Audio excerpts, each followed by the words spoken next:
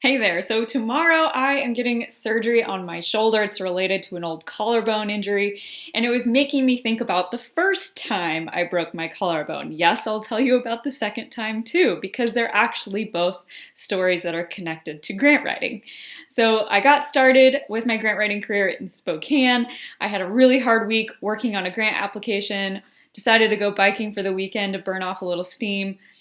Somehow just could not ride a bike that day, took a tumble, broke my collarbone with 4 days due, or 4 days before the grant was going to be due. So I wanted to share that story with you real quick because there's actually some really good lessons in there for you. Okay, so I was brought onto this particular grant under kind of bizarre circumstances. Essentially, there was actually a different grant writer already working on the project who, funny enough, has actually joined our course, Grant Writing from Start to Funded, and is now a student in the program. Even though she has tons of experience writing grants, she just felt like, hey, I'm kind of a self-taught hack job, like how I felt, and I just want to get better at this. So we now know each other, but at the time, we did not. And we were just thrown into crank out this grant proposal, do it. And so I was trying to play catch up and I was new in my career. So I was really kind of questioning my expertise. And essentially I was looking at the funding guidelines and I'm like, I don't think the applicant is eligible. And I just couldn't feel comfortable about that. And so as I teach in the course, we always confirm eligibility with the funder. And so I had reached out, I was literally contacting any single person that had an email or phone number in the guidelines to get clarification. Are we eligible? And finally, someone emailed me back and said, yes, you are, but it was in this legal jargon, not really from the person I needed to get the answer from, but the deadline is just getting closer and closer and closer. I'm the only person evidently bothered by the fact that they don't appear to be eligible.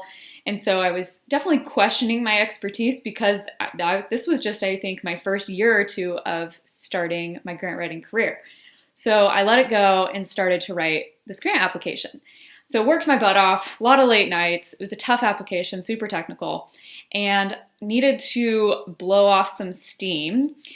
Partly because during the week I was actually out helping the surveying crew. So surveying from 4 a.m. I worked for an engineering company. So I'm surveying, leaving the house at like 4 a.m. to 4 in the afternoon, coming home and then writing a grant application late into the night every day for a week. So I get to the weekend, ready to mountain bike, take a breather, but I was just physically trashed. And so I took a digger, broke my collarbone for the first time. And guess what? That stinking grant was still due in a couple days. And not only was it due in a couple days, it was due on my birthday. I just muscled through it, totally got it done, miraculously, don't know really how. Then what do you think happens? 3 months later, we get a letter in the mail saying, we're sorry, but you, the applicant, was not eligible for this program. You can imagine how destroyed I was, but I also felt like I am an idiot. Wow, I've learned a lot from this experience. I was not comfortable with the answer I was given that we were eligible. It really just wasn't adding up. And I really should have been more confident in what I suspected to be true and right. So I encourage you to do the same thing. And then I think one of the other major takeaways is that even if you're new in your grant writing career and you're just getting started, have confidence in yourself because you're actually more in this than probably the other people that are weighing in. So believe in yourself and what you're learning so that you are, you feel better pulling the plug on something if it's a waste of time and money to pursue something that is not a good use of your time. Remember how I said I broke my collarbone twice writing grants? Well, the last time was last year. I went roller skiing with my little sister here on the left side. She's a highly competitive Nordic skier. Racing for a college team, so she knows how to somehow stay in control on these two little tiny wheels. I did not, and I face planted. So there I am on the right side with a broken collarbone, which so conveniently was the night before I was the director of putting on the first ever mountain bike for women bike festival, which of course was sort of unicorn themed, right? So definitely had a broken wing for that whole episode. Somehow that went super, super well because planning ahead of time makes day of execution super flawless and easy. But I was working on a federal grant application, and the takeaway from that experience was thank goodness I had built up a team, as I now always do and recommend you do as well when you're writing a grant, so that others can really step up in the event you need them and it's not all hanging on you. So I want to just recap these lessons learned so we can kind of bring this full circle and it's not just like Meredith injury stories. So first things first, I want you to be super confident that you are eligible for grant funding and always get it in writing by email, that would be. So definitely, and we teach this as part of sort of the last step when you're finalizing the grants that you want to pursue ahead of time. We are double and triple checking that you, an applicant, is eligible for the funding and also what you are trying to get funded is eligible. So that is a big tip.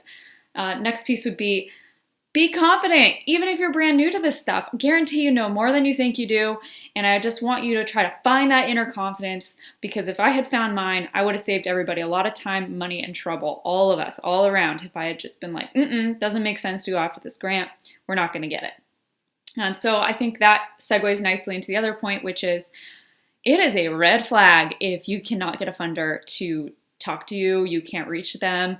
I've got other stories I can talk about on this as well, but essentially we want to prioritize the opportunities where you can actually have some communication with the funder first, because this is how we know that, okay, actually they do want us to apply, they're aware of our project, and the whole point of this is that let's focus our very precious resources on things that we actually can pursue and win and just feel like this is a good use of organizational resources. And the last tip is the beauty of building a team. And even if you are freelance grant writing, or you're the only person that's grant writing in your tiny little nonprofit, maybe you're the only person, I don't care. We still have to find someone else that you can work with to kind of build your team. So what we often do for the students in our grant writing program, we'll actually group up and help each other out. So, hey, I'll be your accountability buddy. You send me your grant, I'll send you mine, and we can help edit. It just goes such a long way to not have to do this stuff alone, because it can be very lonely.